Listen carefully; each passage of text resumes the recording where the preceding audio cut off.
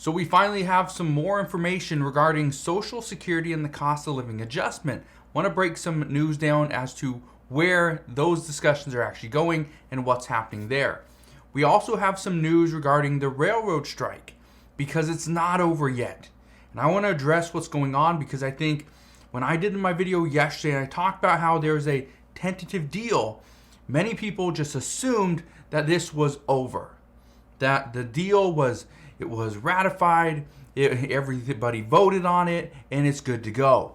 But that's not the case. So those are the two big stories I want to talk about in today's video. First, I am going to talk about the railroad strike. So if you are here for the Social Security news, this will be towards the end of this video. All right. And again, this is extremely important because I think what a lot of people don't understand regarding Social Security is if you are currently collecting benefits and your benefits increase, you may have to pay taxes. All right. So let's break down what is actually going on at the moment. Now, again, I want to address what I talked about yesterday, and that is the fact that there is a tentative deal that the labor unions and the rail carriers that they agreed to. Keep in mind, these are executives from the labor union, okay? These are executives from rail carriers. They are the ones negotiating, not the workers, but guess who votes? The workers. So I have an update for you on that because we actually got some community members from here actually reach out to me and let me know what they plan on doing. And again, this is not the greatest news. But I said yesterday there was a deal. However, the vote hasn't happened. And this is where these community members come in and they're going to give us some more inside information. So that's great. But I said this before that there was no indication from the workers yet as to whether or not they would accept a deal. And I said this because it was still very early. The deal, the tentative deal, this news broke about 5 a.m. yesterday morning. And I did a video about an hour or 2 hours after that. So again, we didn't get a lot of information before I did that, so I want to give you more information today. Now, here's what you need to know. This small group of community members, they actually working on the railroads. And so they're going to give us some of their takes on this. Because even though a deal has been negotiated between the labor unions and the rail carriers, a deal it has not been agreed to by the workers. And here's what's happening. So over the next few weeks, the workers are going to be tasked with voting. Okay? Well, technically it's not going to be, they're not going to be voting over the next few weeks. They're going to be voting almost immediately. Right? Whether to accept this deal or not. Well, here's the thing. What we know is it's going to take weeks before these votes are even tallied. And so, according to reports and according to a couple people here in the community, they are saying that they have already agreed that they will not strike until the votes are tallied. But things could change. And here's the reason why things could change. And again, if you work in the railroads and you have some more insight into this, please let me know down in the comment section below because this is huge. But a couple of these workers say that they've already said that they would not strike until the votes are tallied. Now, they could strike before that. And if they do, it would be because they're being overworked. That's the main thing. It's not because of wages. Wages haven't gone up in 3 years. So they could care less about wages. But if they are overworked, if they're trying to take a day off for vacation or sick leave, and they're being questioned every single day they do, that's very difficult. Their quality of life isn't great. Here's what the deal's looking like though.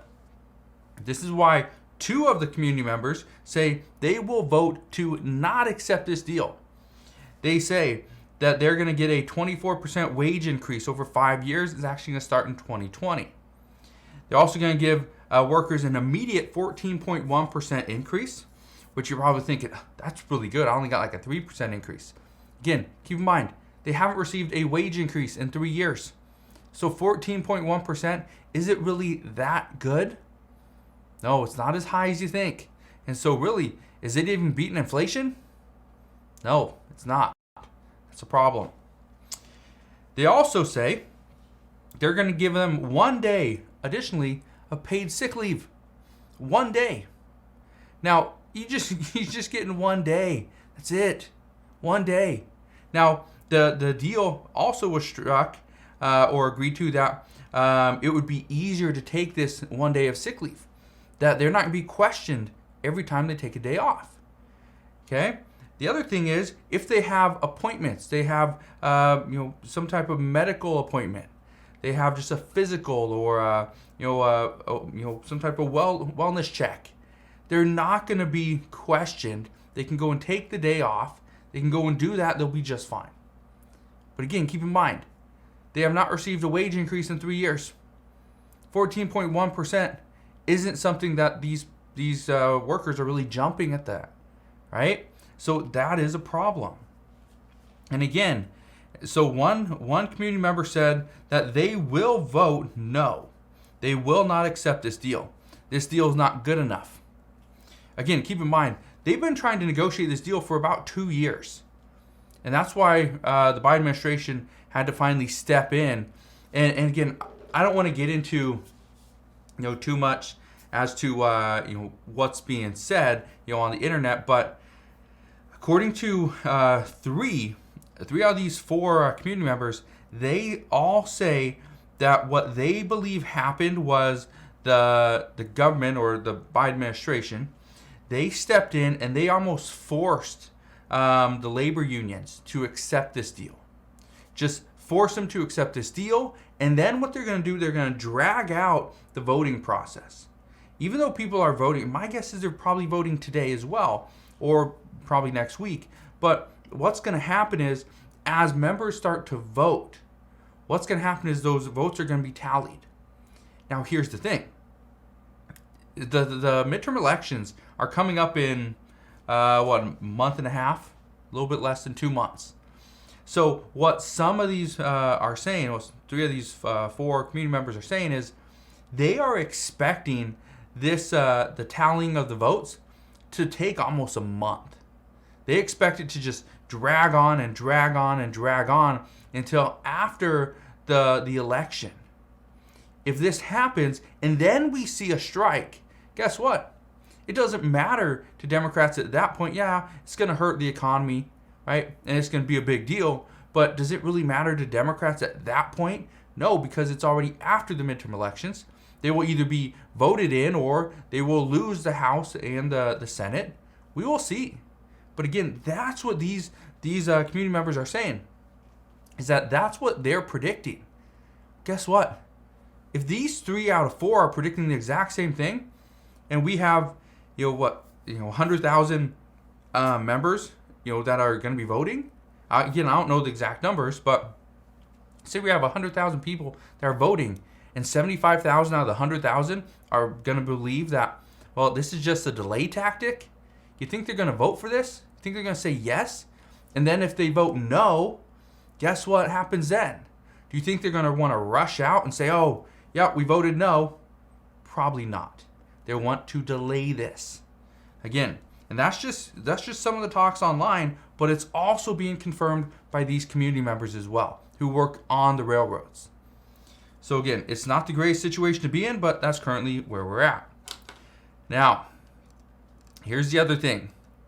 And I want to touch on the Social Security cost of living adjustment problems and the news out regarding this. Now, here's what I can tell you.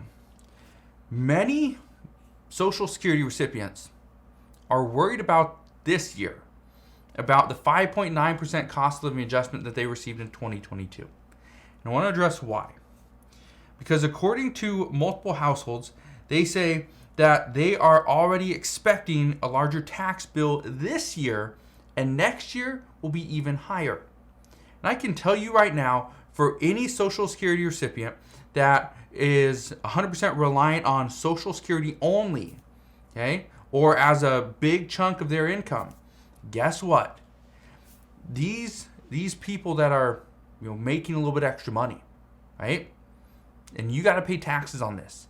If you didn't realize you had to pay taxes on this, right? Guess what? And you come to the end of the year and it's like, oh man, I got this tax bill. I didn't realize this. Well, if you were barely scraping by this year and now you get hit with a tax bill, it's going to be a struggle next year. It's going to be a struggle. We also know that if you are collecting Social Security and you get any other income, now if you are a single filer, okay, and again, because let's say you're getting Social Security benefits from a spouse that passed away, right? Maybe you're getting some of their additional income, retirement, whatever. If you are a single filer and you make more than $34,000 per year, okay, what you need to know is that 85% of your Social Security benefits may be taxed. 85%. That is substantial. If 85% of your benefits can be taxed, guess what? If you are scraping by right now, you're screwed. You will be screwed if that happens. Here's the other news. And again, both of those pertain to 2022 and 2023. Because what we are hearing, especially from the Social Security League, or the Citizens League, they are saying, the Senior Citizens League, they are saying that so many people are reaching out saying that they didn't realize they have to pay taxes because this is not something they've ever had to do. So that's crazy right there, is that this is all new to many people. Here's the other thing. Even though a higher cost of living adjustment sounds great, it also comes with some problems. And these are problems that we saw this year as well. First off, and I heard from one person this past week, let me read their statement, because this statement that they gave me, or this comment, this is exactly what many people were worried about when the 5.9% cost of living adjustment was announced. And we are we're less than a month away before the cost of living adjustment for 2023 is announced. And what I can tell you is many people are extremely worried about that. Here's why. This person this past week said this, and I quote, "This year I got an increase in benefits of $82 per month. That would have been good enough. But then I lost $60 in food stamps, Medicare went up, and obviously with inflation on rent and utilities, I now lose $114 per month." So even though they got an $82 per month increase, when you add up $60 in lost food stamps, when you add up the additional cost of Medicare, you add up rent and utilities, they are now behind by $114 per month. That's crazy, being that they got an $82 boost. So what is that?